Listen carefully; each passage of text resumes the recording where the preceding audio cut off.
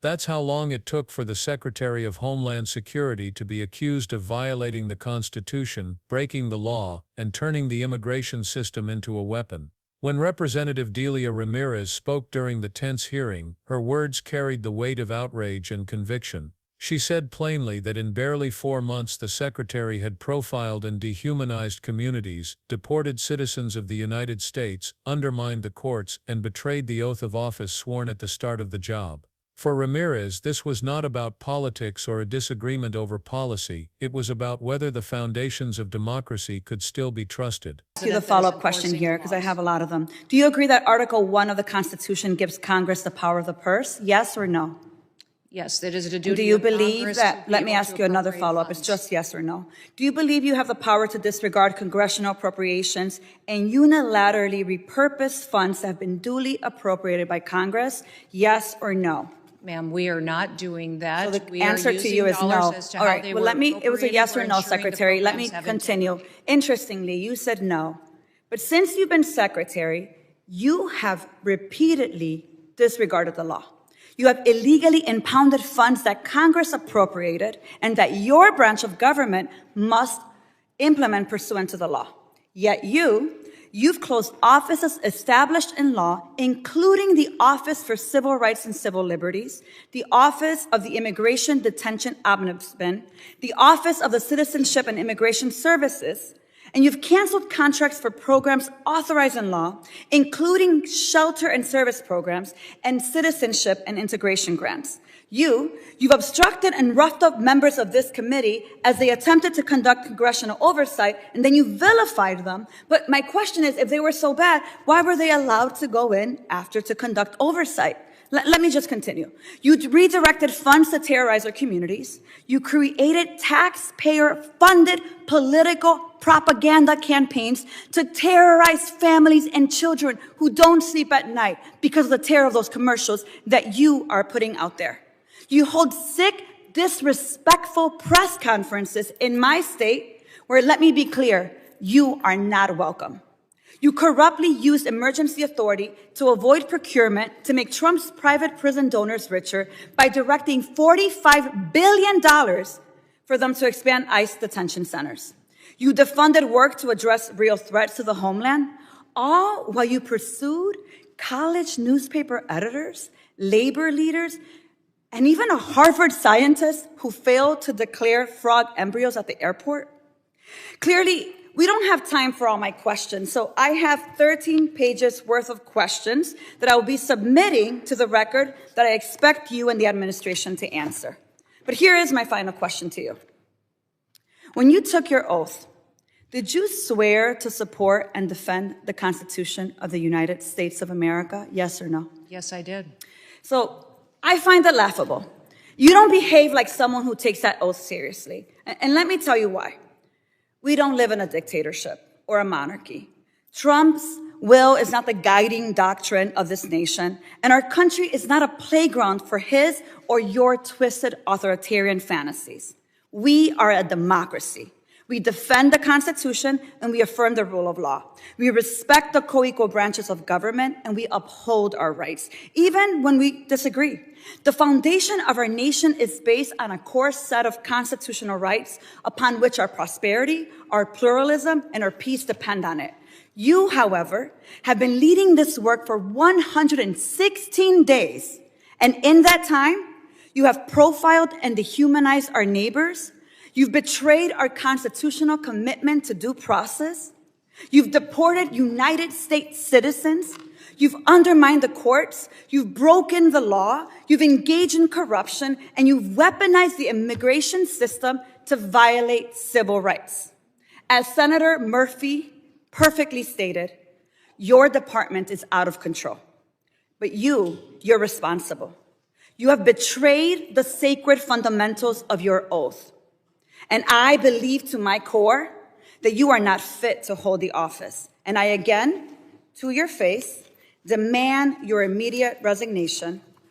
And I put it and place it on. Ramirez didn't waste time with soft language. She began her questioning with a series of yes or no questions designed to corner the secretary into admitting something undeniable. Did the judiciary remain a co-equal branch of government? Did the executive branch have an obligation to honor the rulings of federal courts? Did Congress hold the power of the purse under Article 1 of the Constitution? Each time the secretary muttered agreement, giving short answers that seemed to accept the obvious. But when Ramirez pressed further, asking whether funds appropriated by Congress could be disregarded or unilaterally repurposed by the executive, the secretary stumbled. Instead of a firm denial, she dodged with carefully chosen words, "We are not doing that."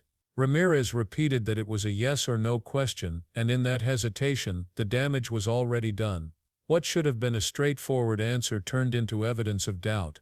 The Congresswoman then laid out a long list of decisions she said had broken the law. Funds approved by Congress had been impounded rather than spent as directed. Offices written into law to monitor civil rights, oversee detention centers, and provide an ombudsman for citizenship services had been closed down.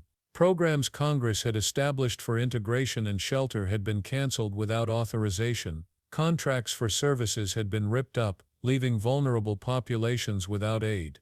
And when members of Congress attempted to conduct oversight, Ramirez said they were obstructed, blocked, even physically roughed up. To her, the pattern was unmistakable. The executive branch had decided it could erase the law at will. She described propaganda campaigns paid for with taxpayer dollars that targeted immigrant families with fear. Ramirez said these weren't safety announcements but psychological weapons, ads meant to scare children into silence and make parents afraid to seek help. Families, she argued, were living in terror because the government had deliberately chosen to rule with intimidation rather than service. She accused the secretary of using emergency authority not to address genuine crises, but to enrich private detention center operators, directing tens of billions into facilities, while cutting back on programs that would actually support safety and integration. The picture she painted was one where cruelty had been given a budget, and the human consequences were devastating. By the time she reached her final lines, Ramirez was openly calling for resignation. Her voice didn't tremble as she declared that America was not a monarchy, not a dictatorship, and certainly not a place where one person's will override the Constitution.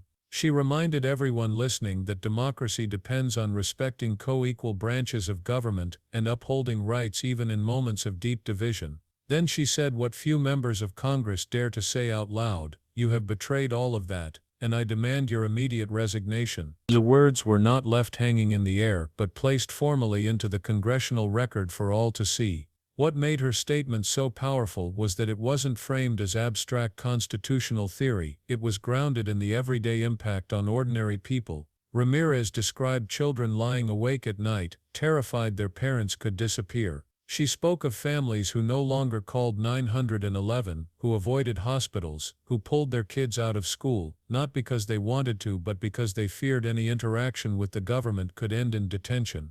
This wasn't about debates in Washington, she said. It was about fear in living rooms across the country. The line that stuck with everyone who heard it was brutal in its simplicity: "This isn't policy, it's cruelty with a budget." And that cruelty, Ramirez warned, was being hidden behind excuses and silence. When asked direct constitutional questions, the secretary couldn't answer with clarity. Does Congress hold the power of the purse? Yes or no? Does the judiciary remain a co-equal branch? Yes or no? These were not complicated questions, but the answers were clouded by hesitation and avoidance. To Ramirez, that silence was more dangerous than outright denial, because it revealed a willingness to dodge the truth rather than confront it.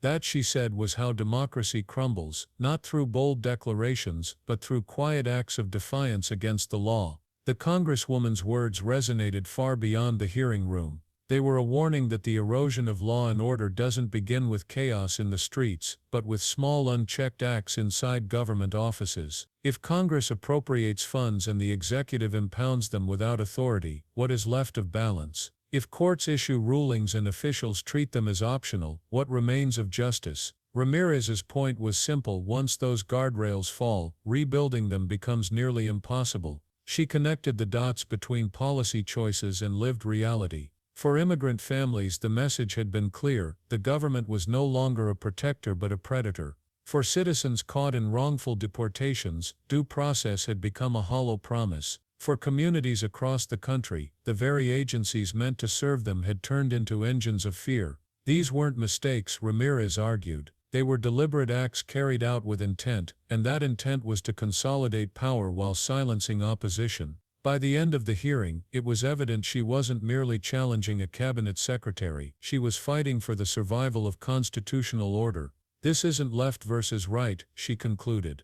This is freedom versus authoritarianism. Those words were not aimed only at her colleagues, they were aimed at the public, the families living in fear, and anyone who still believed that the Constitution's promises mattered. Ramirez defended the rule of law in a moment when it would have been easier to stay silent. She reminded the nation that democracy doesn't vanish in one dramatic collapse. It disappears slowly, when people look the other way, when small violations are excused, and when no one stands up to say enough. Her closing challenge wasn't just to the secretary sitting before her but to everyone watching. Would they stand by while power was transformed into cruelty? Would they let fear and intimidation replace law and justice? Or would they speak out, defend the principles of equality and due process, and hold leaders accountable? Ramirez made it clear that silence was not an option. Democracy, she insisted, only survives if ordinary people are willing to fight for it.